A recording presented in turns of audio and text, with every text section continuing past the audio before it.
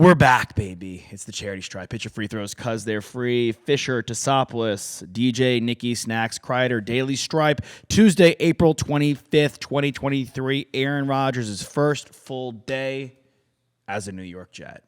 Very exciting. The deal is finally done. We have waited for what seems to be a millennium, an Avatar 2 length wait, some would say. Now he's a Jet. What does this mean for the AFC? Can they contend for a Super Bowl? Toss, Nick, and then I'll follow you guys. Well, you don't have to follow us because you've already come out and said. You went on social media, made a little vertical video, and said that they're a true contender for winning the AFC, getting to the Super Bowl, and you all but locked them in to win the AFC East, which got some blowback from a lot of Bills fans, obviously. And yeah, I mean, I'm not necessarily like in lockstep with you, but I think it's Aaron Rodgers. 2 out of the last 3 years, he won the MVP. I know he's older, but I think we still all know he has gas left in the tank, and this immediately makes his team a lot better. I'm just mostly interested to see what happens like off the field with this team and what kind of just crazy media cycle is going to be surrounding this team this entire season. That's what I'm most looking forward to. Yeah, I mean, you're letting the wild animal loose in New York. Yeah. Right? Concrete jungle. It's going to be really interesting to see. And look, I think a lot of people who are kind of not giving Jets enough credit are people who probably didn't watch enough Jets games last season to know that they were pretty good. With all the quarterback questions they had all season long, new head coach, great defense, great young offensive pieces. They lost their star running back midseason and still continued to win games, play close games. And look, the Bills have underachieved for the past 4 seasons, right? They've been picked to win the division, not only win the division, but also to win the Super Bowl for the last 2 seasons, and they just haven't been able to even get there.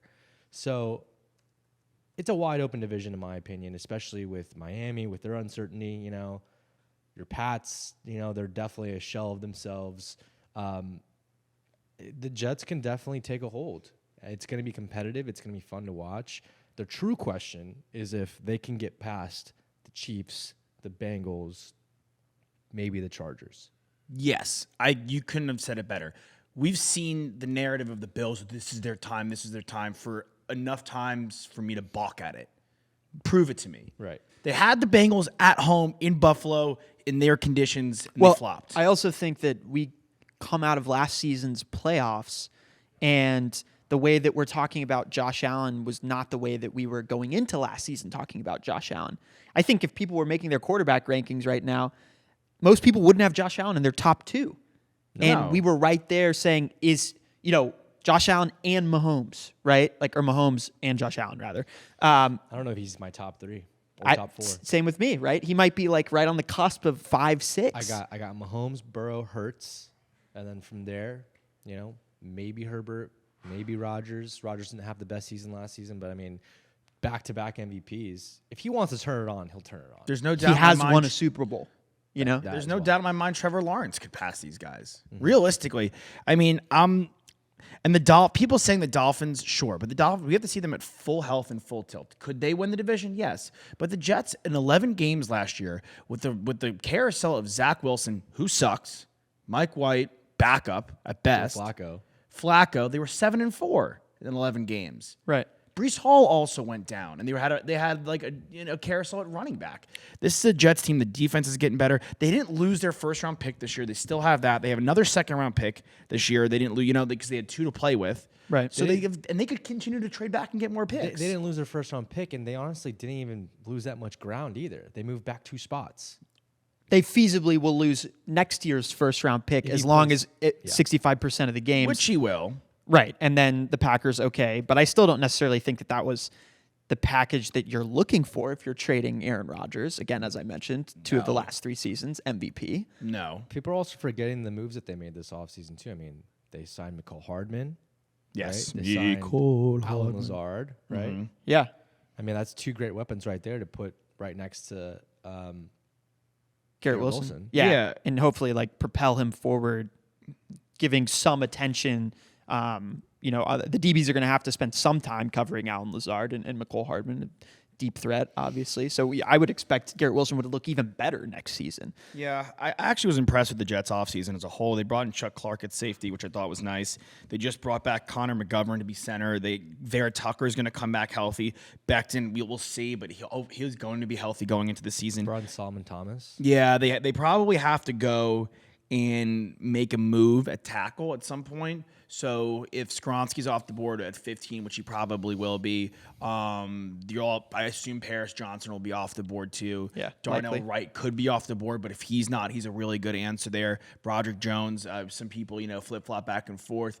Like we've seen the 33rd team be really high on Broderick Jones. We've seen our very own Joe DeLeon not be very high on Broderick Jones. So there's a kind of a cycle of tackles. For me, I got to see it proven on the field. But at 15, one of those guys could be there. And if they're not, you can move back and continue to bring back some picks and continue to add more depth to the defense if you really want. Is this the most parity that we have seen in the AFC East in our lifetime? 100%. For sure. Because you said the Patriots are a shell of themselves, but when push comes to shove, Yeah, they could win would you be 7-8 games. Would you be surprised if they had the best defense in the division? No, No, not because at all. we're sitting there at 14. Who But, knows what we can say do? that because our expectations are always so high for them because they had won 7 Super Bowls prior to this new regime. Regime is in quarterback, of course. But Six. Even if 6? Yeah, 3 and 3. Seventh was with the Seventh Bucks. was Tampa. Yeah. Yeah. I know. I wish. But whatever. But even before then, the Dolphins were the top dog, right? Yeah, And Dolphins. the Bills were the top dog in the 90s. Bills, yeah. Like, It's rotated. Yeah. Jets have had their moments. Look, I mean, I'm not saying the Patriots could win the division, but they'll definitely be in the They're mix. not going to win the division. They'll be in the mix, and I think they're going to be better than you think. More competitive than you think. Look, But they have to play these other teams in the division. 100%, but they won 8 games last year. I feel bad for Mac. It's not up or shut up time, though. Yeah, 100% not up or shut up time. But And I I feel said bad for him.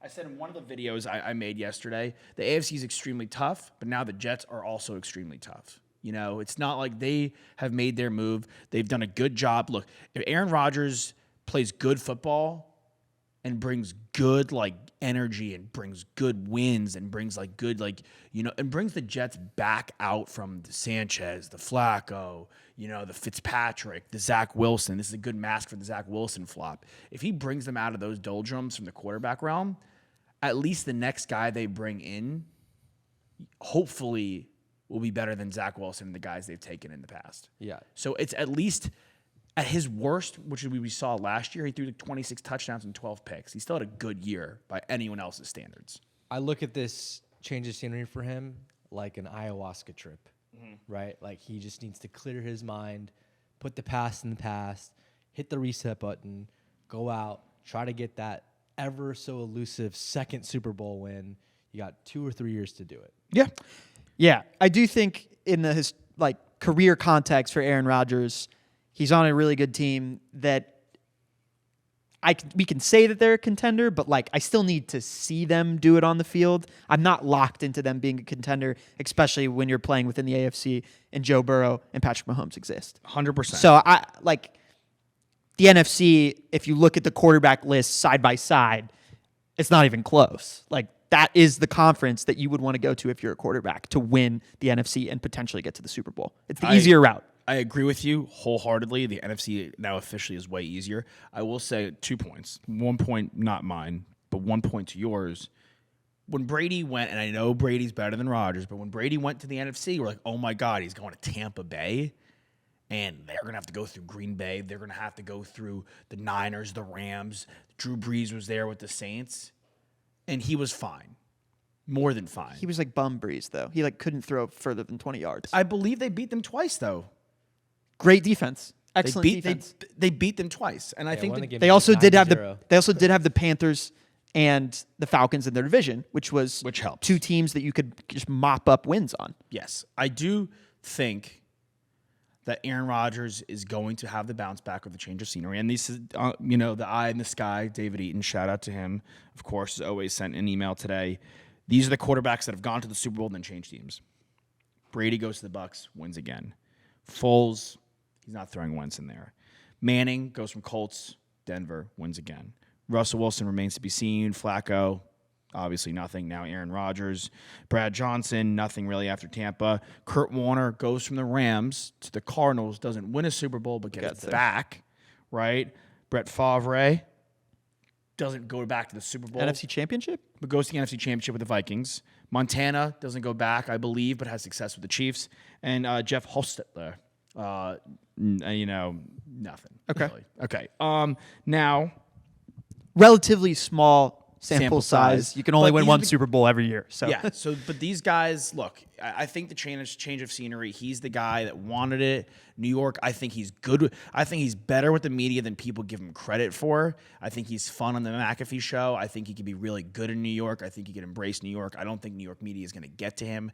And most importantly, it's a quick flight to Indy still. So yeah, and he gets a good running back. I wouldn't be surprised if they spend like one of their later round picks on a running back, and if some one of these guys start, like I don't know where Tucker from Syracuse is going to fall, but he's a good guy to have in the backfield as a backup to Breece Hall, and if he's there in the 4th round, I could see the Jets taking him and continue to develop the depth on their on the running back chart. And we've seen Aaron Rodgers make running backs great. Garrett Wilson's the best receiver he's played with since Devontae left by far. I mean, this is the best quarterback the Jets have ever had in the history of their franchise. Without a doubt. They compared the side-by-side of his stats to Jets quarterback stats in all time.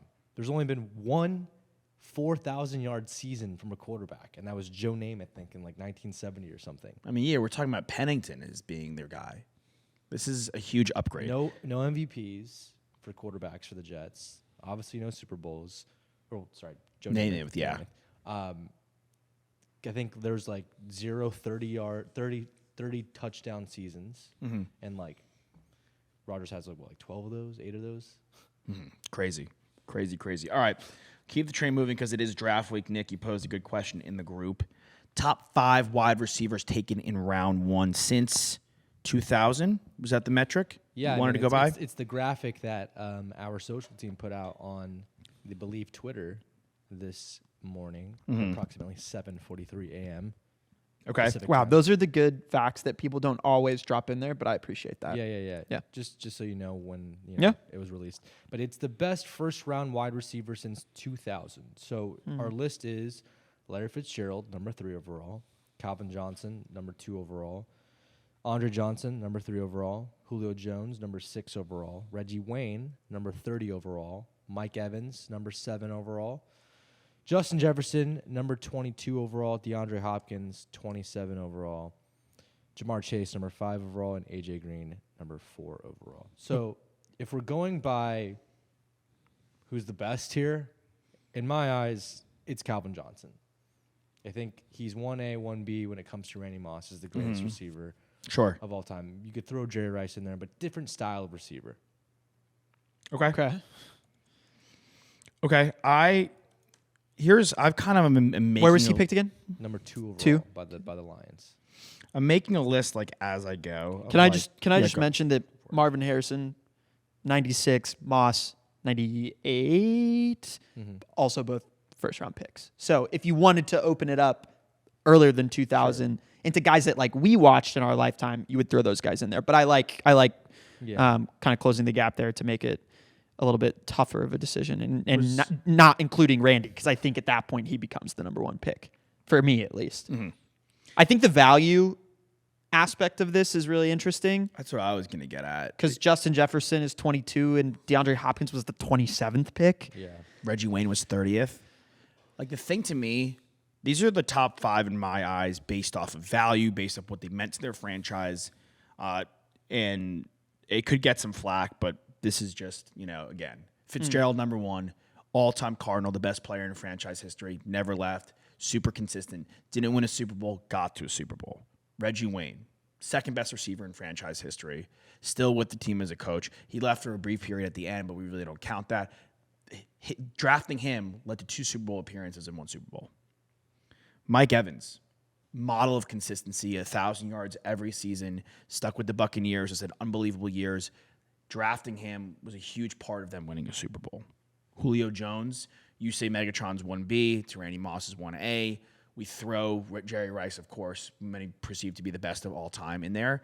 But I would throw Julio as probably my fourth receiver in my Mount Rushmore, him or AB. So I have Julio at number 4 for the Atlanta Falcons. I know that in his latter years, he's left and moved around the league a lot, but what he really meant to that franchise was a huge pick for them. And then I don't remember, because I kind of like was going at this and trying to, and I saw the graphic earlier.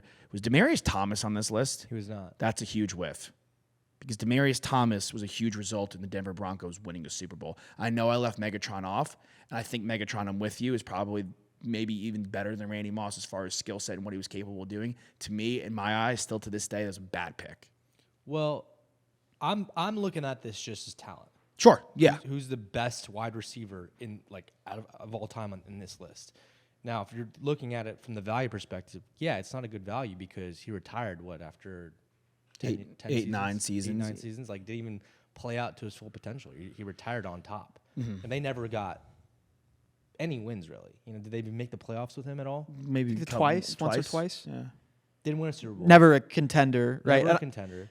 And I would say it was honestly just for stats and highlights. That's the only thing that we got out of him. Yeah, and it's interesting because I really feel like the core of that Falcons team that did go and lost to the Patriots was obviously Ryan and Julio, right? But they did have Dan Quinn, who's defensive-minded head coach. You look at what he was able to do with the Cowboys defense now. I think that's a massive part in it. I mean, look at what the Falcons defense has become since he's left as their head coach. It's been terrible. So I think that while they didn't have a ton of incredible playmakers on that side of the ball, they were certainly competent enough to get to the Super Bowl, whereas the Lions struggled on that side of the ball for a long, long time. And they also never really had a consistent running back that was paired with Stafford. The offensive line was never that great. Remember how many times that guy got hurt? Matty Ice Pack is what people were calling him all the time, even as good of a thrower as he was. But I think that some of it, to me, is wait and see because through 3 years, Justin Jefferson is doing what none of these guys have done. Jamar Chase, you could also throw into that mix as sure. well. You also have to consider as well, how many of these guys have won Super Bowls so far? There's only 2 on this list that have, Reggie Wayne and Mike Evans. Yeah. Right. And so the ultimate goal when you're drafting a player is to build a Super Bowl roster, right, to contribute to that. So I'm with you on the Mike Evans thing. He's still with the team, still putting up awesome numbers. And Reggie Wayne, same thing, right? Lifer there, and now he's coaching for the team too, right? He stays with an organization, so I like that. DeAndre Hopkins is tough for me because he changed teams. He could end up being on his 3rd team this season. He will be, I think, come this end of this weekend. Right? We'll see DeAndre Hopkins on a different team come Sunday. Should we be holding that against him though? Because I will say the narrative. He's number 5 on my skill list: Calvin, Julio, Fitz, Jetta, Hop. The value list. He's not on. He's probably number 6 in my value. Him and Megatron probably number 6 tied for value. Realistically, don't we think that Jefferson probably has a good shot of going to another team as well? Right now, the way that I look at it, I don't think he's going to stay on this Vikings team for the next 10 years unless they do something substantial in regards to changing their quarterback. If he wants to win, if that's what he wants, right? If he wants to be, and we're comparing a lot of these guys together based off of how many times they get to a Super Bowl and how many times they win, or if they won it all. Hot take, my 2024 season, Justin Jefferson is going to be on the Cowboys. Somehow. That'd be crazy. I would love that. That'd be awesome. Lamb and Jefferson. Really? Both of them together? That'd be insane. It would be insane. You just have to give up picks, dude. At that point, if Dak is not the number 1 quarterback in the NFC, we'll have a real problem. Yeah. If I'm just looking at this list really quickly for the 2007 draft class, which is when Calvin went number 2 overall. Number 1 was Jamarcus Russell, arguably one of the biggest busts of all time. But who are the guys that you would rather? Joe Thomas? Number 3. Okay. Yeah. Okay. But who are the guys that AP at 7? So you would have taken AP at number 2 overall? I think that's fair. I think that's fair based off of where the Vikings got as their best player with the quarterback play that they had, which wasn't great. Like Stafford almost got better when Megatron left. Peterson was able to have more impact for that offense and take that team further. Who's better to you, Nick? And who's better at their best, Megatron or AP? I think Megatron. Better at their best? I think it's tight. I think that's tough, dude. I just think you can control a game, especially the way that they were playing back then, with a running back, with an elite running back like Adrian Peterson, more than you can with Megatron. We've just always been so skeptical about taking running backs in the first round, and look, knowing what we know about Calvin retiring early, obviously AP's played way longer than any shelf life of a running back. But if I'm thinking about a running back, I'm not taking him number 2 overall. I mean, you look at this list, and look, you got Patrick Wilson here, who also retired early. You got Marshawn Lynch. You got Darrelle Revis. I would have taken all these guys over Megatron. Because to me, the year before, Reggie Bush went 2nd overall. I think Marshawn's kind of tough. Oh, no, sorry, not Marshawn. My bad. I would have taken Patrick Willis, you said, right? Mm-hmm. I would have taken Darrelle Revis. Joe Thomas. Easy left tackle pick. Number 1 pick. Redraft in this draft. Probably should have been the first overall pick. He should have been the Raiders' number 1 overall pick. Yeah. Yeah. So, I don't know. It's tough. It's Megatron's like an enigma because it's, and it's also what could have been too, It's the same thing with Hop. Like if he didn't go to the Texans and went to a real team with a real quarterback and had stability there, every team he goes to, the quarterback stability falls apart completely. Or he gets ripped from the situation and moves to Arizona, right? He had Deshaun Watson. He's moved to Arizona. It's a really good list. Andre Johnson was on that list. He was. 2 Texans, both taken within 15 years of each other. I mean, just goes to show how bad that franchise has continued to be. 2 Bengals, too. Jamar Chase and AJ. Right.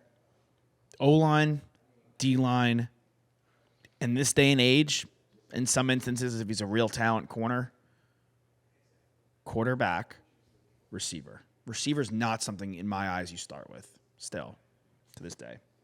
But look at all the top receivers in the league right now. That are pretty much all first-round draft picks, besides maybe Cooper Kupp. Tay. Where was Hill? He was beginning of... Hill was 5th, right? Yeah. For the most part. Yeah.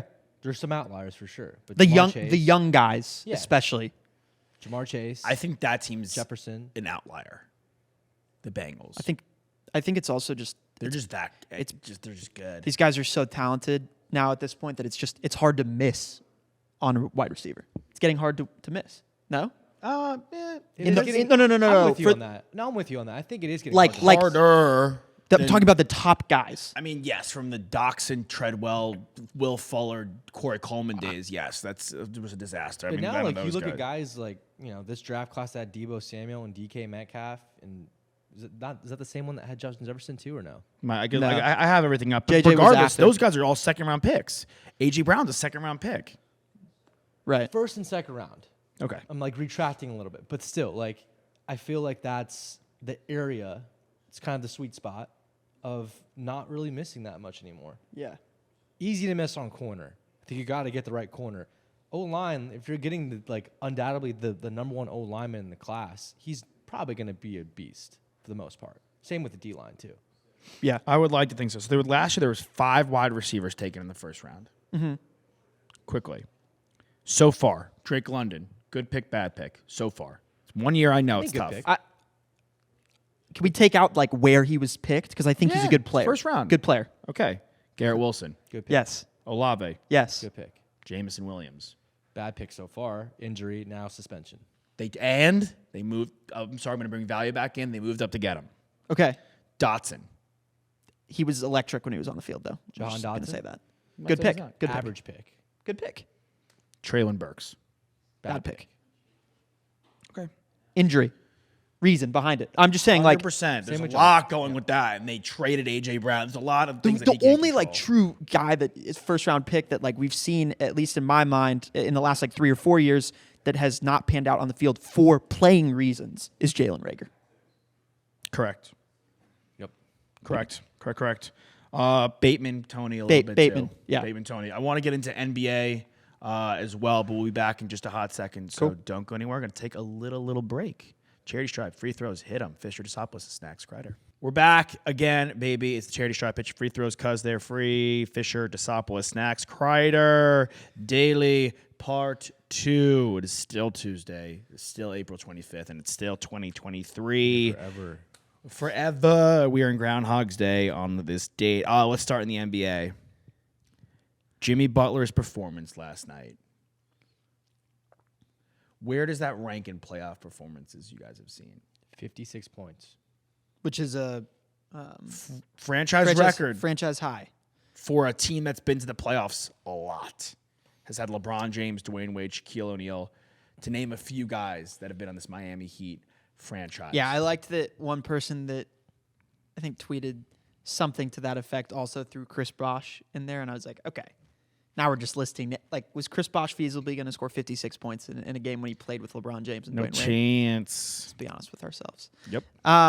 Really, really impressive. It's still the first round, so I don't think 3-1 lead now they do, and against a team that people had as the favorites to win it all.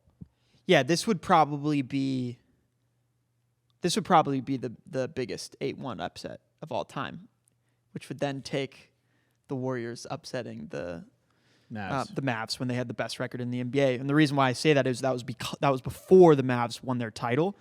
This is a team with Giannis, Chris Middleton, Drew Holiday, Brook Lopez, Bobby Portis. All those guys were on their title team. There is no excuse for this team. The one win that the Bucks have was without Giannis, right? Without Giannis, correct. Yeah. I mean, last night, like, I don't know. Middleton's kind of cooked for what they have him as. I'm not saying he's a bad player, and he had. Well, he's returned from injury, but we all know that for a lot of guys, you don't see a full return where a guy's playing 100% until much later. And he affected the game in other ways in scoring, but he didn't shoot that well. He went 4 of 12. Drew Holiday, who's been unbelievable this season, it's not a good night to go 6 of 19 and 2 of 11 from 3. So Giannis had a triple-double. Lopez, we're talking about Butler's best game in the playoffs. That's probably Lopez's best playoff game of all time as well. And they lost to a Miami Heat team who didn't have Tyler Herro. Bam wasn't, super impactful from scoring. Gabe Vincent, I think, was their second leading scorer. Obviously Oladipo hasn't worked out, and he's done there for the season. And Jimmy Butler, he went alien mode and has now put the Bucks against the ropes. They have to go back to Milwaukee, win that game. Then they have to go back to Miami and win that game. And then they'd have to win a third in a row, which they can do. Obviously, I'm not. Yeah, I would still say, like, there's still a decent amount of pressure on this Heat team. To get it done. Because from a talent perspective, there's a massive disparity. Yeah, it was very worrisome to see this game last night from a Bucks, vantage point, because Milwaukee is up by 11 going in to the fourth quarter. So you're up by 11 going into the fourth quarter. All signs are pointing you nodding the series at 2-2, and they can't close out. If you want to take the betting odds right now, for the series price, the Bucks are plus favorites. The Bucks are plus 115. That's even gone down because as soon as the game ended, I think they were like plus 145. Like, most people have them coming back and winning. I mean, if you're a Miami fan and it's like, all right, I'm putting like $500 down on us winning the series. Yeah, I mean, I don't know if you're ever going to get better odds. No. Up 3-1 ever. No way. No chance. Not in any of these games tonight. To me, though, that was one of the greatest performances I've ever seen in the playoffs in my entire life across all sports. Where does playoff Jimmy Butler fall in your top 15, top 25 list that you make just with NBA players? I said on the Amazon Amp show last night, I said on a given night, he's a top 10 player. He's in that 15. He's in the 15. That's a cold take. He's in the 15 guys that could be a top 10 guy. To me, I mean, look, would you rather have? I think I would rather have Jimmy Butler in the playoffs than Jason Tatum. I don't think that, and I don't really think that's that crazy of a take. No, I'm not gonna. I can't be like, sure, like that's yeah. I mean, outside of Steph, I know he beat Giannis last night, but outside of Steph, outside of Giannis, guys like right now, I'm not taking Kawhi because he's hurt.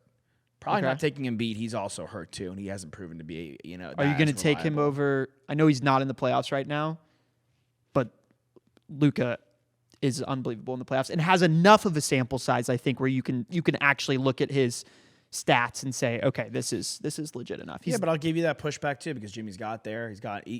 What he did last night, and I know Luka has put on these individual heroic performances. He's the points per game leader in the playoffs of all NBA players. Correct. In that sample size. Which is, he's played more than 15 games. Sure. Played more than 20 games. Yeah, I'm not saying his sample So size. it's a legitimate sample size. Legit sample size. I'm simply saying Jimmy Butler as an 8 seed Miami Heat team. Okay, my pushback there He's is the best player. I would take Luka like in a vacuum. I'm saying in the playoffs over Yeah. Jimmy Butler. But like I just said, I think Jason Tatum's a better player than Jimmy Butler. But playoff Jimmy Butler, I would take in a vacuum if I need a guy for a series, need a guy for one game in a game 7. I think a lot of these guys are better than Jimmy Butler. Like in the same way as I feel a lot of starting pitchers in baseball are better than Madison Bumgarner. Right. In a vacuum, who would I have taken? He's just clutch. He just comes. He's a playoff player. He just comes in, and it's like, okay, I know I can rely on Jimmy Butler to not have a bad game and to show up as my superstar best player. You talk about top 7 guys you could win with. He's in that realm. He's always healthy. He always plays. He comes with his best game. If he's not impacting it and scoring, it's on the defensive end where he can guard almost every single position. He's facilitating. Jimmy Butler comes in, and their Miami Heat team, I'm with you. Like, if I'm a Miami Heat fan, I'm putting all the money I want to put on the series on the Heat to close it out, because can they get it done in Milwaukee in Game 5? I don't think so, but you better believe Miami is going to be a brutal place for the Milwaukee Bucks to come and play in Game 6, and I think they can get it done there. If it goes to 7, I think they're in trouble. Yeah, big time. Big time. But to me, Jimmy Butler, put on the most heroic performance last night, and LeBron James had a 20-20 game. Which he has never done before in his career. And 7 assists. I mean... And the kind of cherry on top bucket in OT and and 1 on Dylan Brooks. The Rui trade's been Although great. he didn't convert. He didn't hit the free throw, but... Yeah. Bain had, again, a good game for him. He had... Actually, not really. I mean, like, at a glance, watching him, again, I appreciate how aggressive he is going to the basket. Who are you talking about here? Desmond Bain. For a guy that people perceive to be just like a strict 3-point guy, a 3-and-D guy. But his shooting percentages are still kind of they're still kind of paltry for me for 3. Yeah, but it's about when the moment was brightest, and he hit clutch shot after clutch shot. He had multiple mid-range jumpers, 3-pointers that were at pivotal moments in the fourth quarter and in overtime. And he stepped up for the guy who's supposed to be the guy that does that. Yeah, he's not fine in the West. He's not.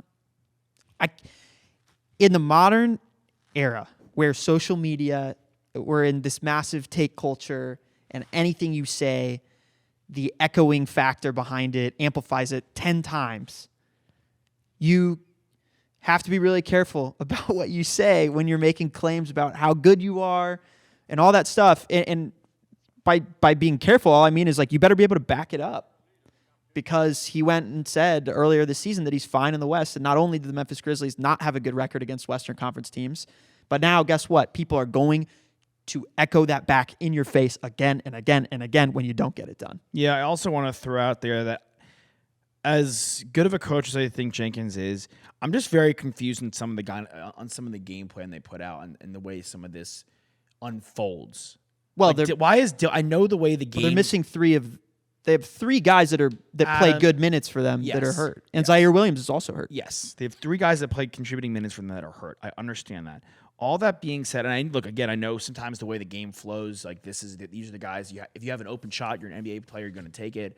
And sometimes, as good of a defense as Darvin Ham puts out, guys like Dylan Brooks, guys like Roddy are going to find their shots. All that being said, I can't rationalize why a guy that shoots under 35% from 3 is ripping 7 threes in a game.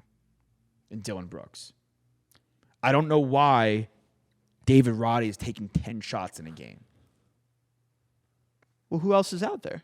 I mean, he's on the court. I know he's on the court, but I think with Dylan Brooks, we've seen enough Dylan Brooks to know that, look, that guy's just going to take more than 10 shots a game every single game, and that's just one of those things where certain players you have to live with their vices, and a guy like him he's going to force shots, and you have to know that, okay, we're going to get a bad percentage shooter out there, but we also know that we're going to get 30 minutes of him guarding their best wing, guarding their best guard, and typically putting up a decent shot at them.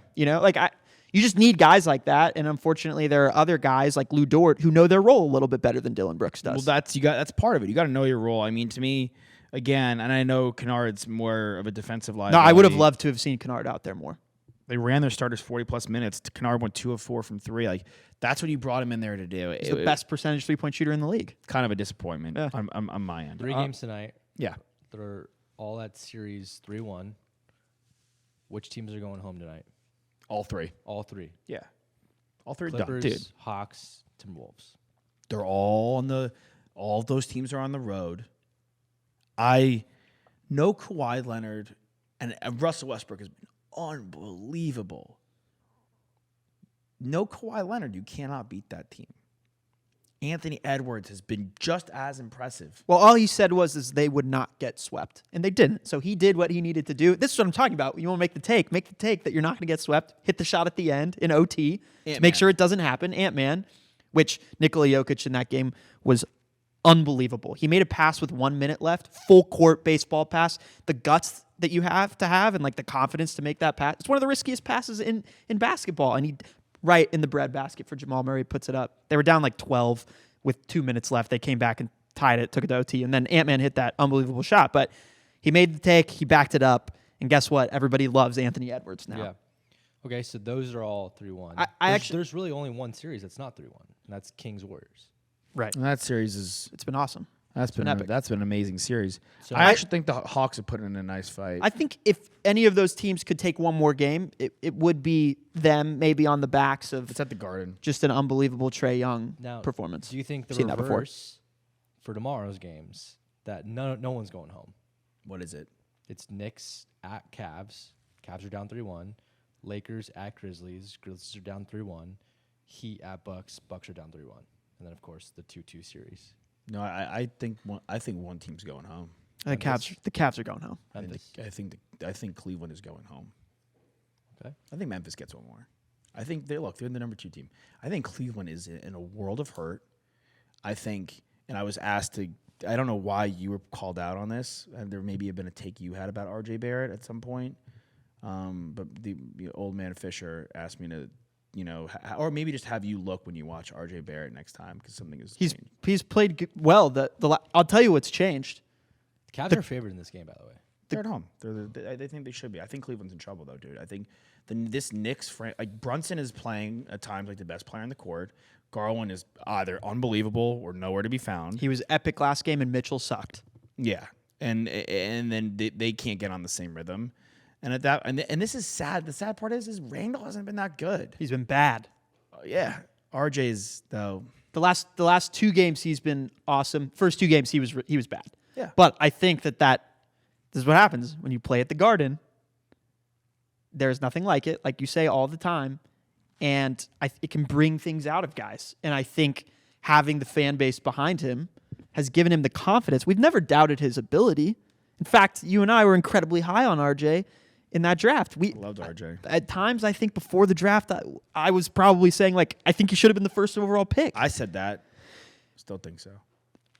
But he needs to continue the performance, and I think he will. And ultimately, I think the distinction between these 2 teams is this Knicks team has guys that have been there, like Brunson, who rise up in the moment as opposed to becoming lesser versions of themselves. And they're also better coached, and they're also deeper. Spider's risen a few times.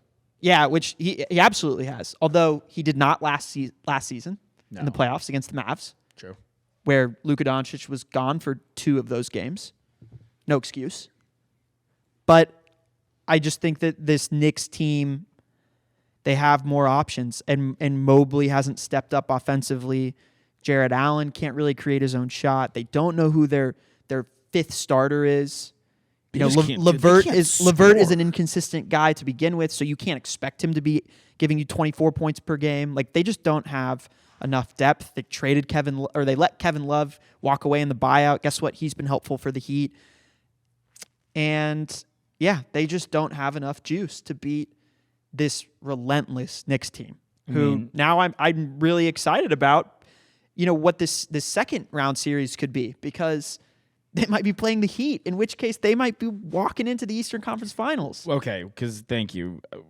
Here's 2 things. One, pathetic on the Cavs for only putting up 100 points in modern NBA one time in this series so far. Pathetic. How much this entire season and before the season. You should back off the walk-off point with the whole Jimmy Butler discussion we just had, because the Knicks going, it's not a walk in the park. They have too much depth. They have too much depth, and eventually not having they're going to have better personnel than this Heat team. I understand that Jimmy Butler is great, but Duncan Robinson, the others, it's literally Jimmy Butler and others. Bam has not shown me enough for us to revere him in the way that we do, especially on the offensive side of the ball. I don't think that he has really grown that much offensively and as an all-encompassing player since the bubble season, to be honest. Like, I don't how disagree. much better has he really gotten? I think a lot of times we're a little too reserved with being critical of Bam Adebayo when, for a long time we were saying he's a top 25 player in the league, and to me right now he's not. No, I don't think we've been reserved. I think we've been fair with him and saying. And I expect Randall to not have 2 bad series in a row. I would like to think so, but I both guys have disappeared from me. I don't think it's a walk in the park considering on a given night, or probably every night. It's not the Bucks, that's for sure. No, it's not the Bucks, but Jimmy Butler to me is still the best player in the court. Back to the 3 games that you were discussing, Nick, or tonight. I'll ask you guys this real quick hitters before we get to baseball. There's 3 players, or 4. I'll group in Paul George. Now I'll do 3 because I think Paul George is chilling. Trae Young, Cat, Paul George. Is it Trae Young's last game as an Atlanta Hawk if they lose tonight? I think they figure it out. Okay. I'm gonna ride with Nick on that one. I'm going to ride with you guys. I think they figure it out as well. Is it Karl Anthony Towns' last game as a Timberwolf if they lose tonight? That's tough as well. But I think you got to give Ant-Man as many resources as possible, and I'd keep it together. Okay. I think you just handcuffed yourself with this trade last season. You're not even going to be able to get, if you trade Cat, what you gave up for Rudy Gobert. Yeah. And he is a better player than Rudy Gobert. And they haven't played enough. He was limited. I don't think it's going to get much better, but I don't really think you have any options. Okay. I'll ride with you guys again. If the Clippers lose tonight against the Phoenix Suns, will we ever see Kawhi Leonard as a Clipper again? Yes. Yes. I think they just have to be healthy going into the playoffs. And I don't know how you make that happen. But if you did... Dude, cow and some magic beans, bro. I know. Okay. But if they did, they would have a feasible shot of winning the West. Yeah. Yeah. They have a good coach. All right. They have vet role players that step up. Russell Westbrook, fountain of youth. He's been awesome. You get 3 S's for the first 2 guys, 3 S's for the second. You don't think so? You think... I think Kawhi's done, but 2 out of 3 S's, guess what? You're going to Hollywood. Going to Hollywood. Russell Westbrook just retired done, or like? I don't know, dude. If I'm the Los Angeles Clippers, I've seen enough and I've had enough, to be honest. Yeah, I think that all 3 of these teams, like we said, what Nick and I agreed on, are all going to be in the exact same position that they were this season. And they'll be looking at themselves in the mirror and asking the exact same questions next season. It's not that like we keep Trae Young and we're going to be like, yes, everything's figured out. No, there's still going to be problems. What else do you do for Kawhi Leonard, though? Like, somebody will take him and you have to get out. I don't know. Bro. You need a superstar to contend. And if they were both healthy, like Paul George won. Like, first of all, we don't even know what this knee injury is. He's just out. The guy doesn't disclose anything. He's so reserved. He's so flaky. I've seen it. You think it's a personal thing, like a commitment thing? It could be something with his sister. I don't know what the deal is. I really don't. It was wild that story broke in the middle of that game. I mean, what is going? It's in a huge enigma. And honestly, if I'm looking at this as a Clippers from a business standpoint, I hate to be so brutal. I'm going with Kawhi Leonard. I don't know, but aren't they? When do they finish the new arena? I don't think you can't have like both of those guys moving into this new facility. But you can get something for Kawhi Leonard, and you can move on, dude. But what? What's the value? It's just so bizarre. It's so bizarre. How bizarre? How bizarre? All right, I do want to hit some baseball really quickly. Because the Rays, one of their streaks broke last night. The streak of 22 straight games with a home run to start the year. One of their streaks continued. Wait, sorry, say it again. 22 games without a home run? With a home run. Oh, okay. They are still undefeated, 14-0 at home. And no one's shown up. And No one's showing up. The reason why they are without a doubt at least the AL favorite, and I know that's a kind of a cold take, but they are the AL favorite to me, is the distance they are building. And these are why these games count. Because going into May, they are on a team that is still playing good baseball, a team that we thought would win this division. They are 7 games up on the Yankees. A team that we thought could contend and maybe take down the Yankees and win the division and be a sleeper World Series pick, the Toronto Blue Jays. They are 6 games up on the Blue Jays. The Orioles are playing their absolute best baseball. Can't play any better. Yeah, they're 4.5 games up on them. Not to mention the Red Sox, who are 500, playing the best baseball I could have imagined. Nick, you told me Chris Sale's done. I'm with you, despite having a good start to go. Yoshida's been great. I'm with you on the Rookie of the Year potentially thing there. Devers leading the AL in home runs. They're still 8.5 up on them. And the NL leader's 1 game up on the next team, which is the Pirates. So I just think I should just say that because I don't know how much longer that's going to be. It's pretty impressive through 23 games that they're the NL leader. Nick thinks it's pumpkins. I think they're good. You got to look at their schedule though. Started this season against the Tigers. Then the Nationals, then the Athletics. Those are the 3 worst teams in baseball. For sure. Your Red Sox, who we didn't think were going to be that great, but, they're 500. They're better than expected. Blue Jays, a team that we thought were going to be good, but, they lost 2 games against them already. Sure. Those are 2 of their losses. The Reds. The Reds are a terrible team. They lost 1 against them. The White Sox, not great right now. And then the Astros, who are underachieving without Altuve. But I will say... They have not played the Yankees. They have not played the Dodgers. They have not played the Mets. They have not played the Padres, the Brewers, the But you the beat up on the bad... I'm with you, but you beat up on the bad teams in baseball. Especially when your core is really, really young, who you would not expect to know that lesson this early in their careers. And they haven't had O'Neal Cruz. Let's talk a little bit about this. He's talking about the Rays. After May. And now you're stoked in the Pirates. I just want to give the Pirates their due. Oh, you were giving me the Rays. Yeah. Rays. Okay. We'll give the Pirates in a second. I just want to let's talk about the Rays again after May when they've played the Pirates we're about to talk about, the Yankees twice, the Mets, the Orioles, the Brewers, the Blue Jays again, the Cubs, and the Dodgers. Okay. Then let's talk and see how legit this team actually is. 2 months in. Because in my eyes, it's a whole different month. You're completely right. And they lost Springs, but they brought up Taj Bradley, who I kind of like. They could have a top 5 pitcher in baseball when it's all said and done at the end of the season with McClanahan. Yeah. Glasnow will be back. I mean, this team, they just find guys, needles and haystacks all the time. Pirates, before we touch out, I know you want to give them credit. Brian Reynolds, a guy we thought would be out of there. Yeah. 8 years, $100 million deal. He's taking the money and running kind of a steal by the Pittsburgh Pirates.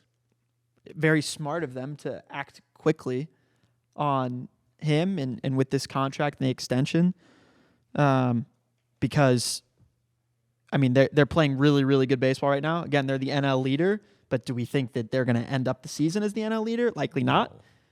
But I like that he's buying into this young core that they have. It's fun when the Pirates are good. They have good swag.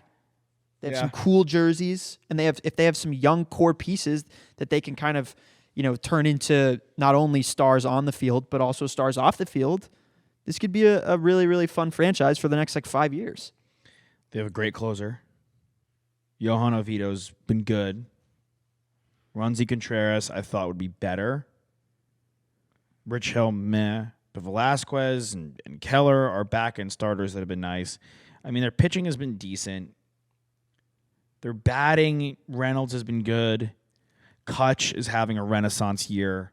Brian Hayes is a stud with his glove. And is a moderately to okay hitter, but he'll get better in my opinion.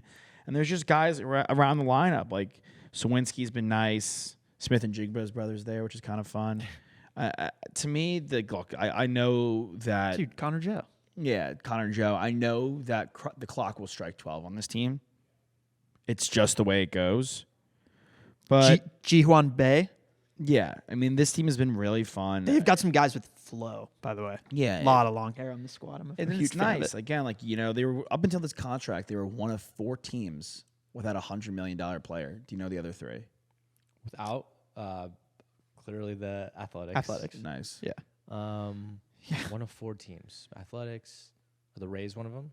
No, it was Franco's $300 million Oh, player. wow, that's right. Forgot about him. Um, Tigers? No, The Erod Reds? Baez. Nationals. No, The Giants. no. Who the Nationals have? Patrick Corbin Oh. and Strasburg. Rockies. It's tough. No, Chris Bryant. Holy. Oh, the D.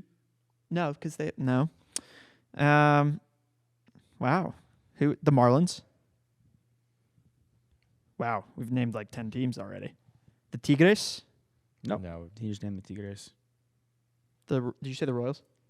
The Nope, Royals. he didn't. The Royals are one of them. Okay. For sure the Royals. And then the O's. These are the teams that have never signed a $100 million contract. Oh, never. Yes. Oh, I thought you meant like right now. Oh, on currently. The roster. Oh, Okay, yeah. sorry. Never have signed. Oh. But you have it. A's, Royals. I'm like thinking, yeah, okay. Because Tigers for sure had Miggy over 100 million. Still do. Never. That's tough. The I don't know. Cup. No, they definitely have. 100%. Never. I don't know. Well, how many we've named? Like almost Close. Oh, that's your hint. Close. White Sox. Yeah. White Sox. Interesting. Who were? I feel like one of these guys already. Roberts doesn't have. No. Oh, They wow. get these guys like these young deals. Sorry, it was never. But yeah.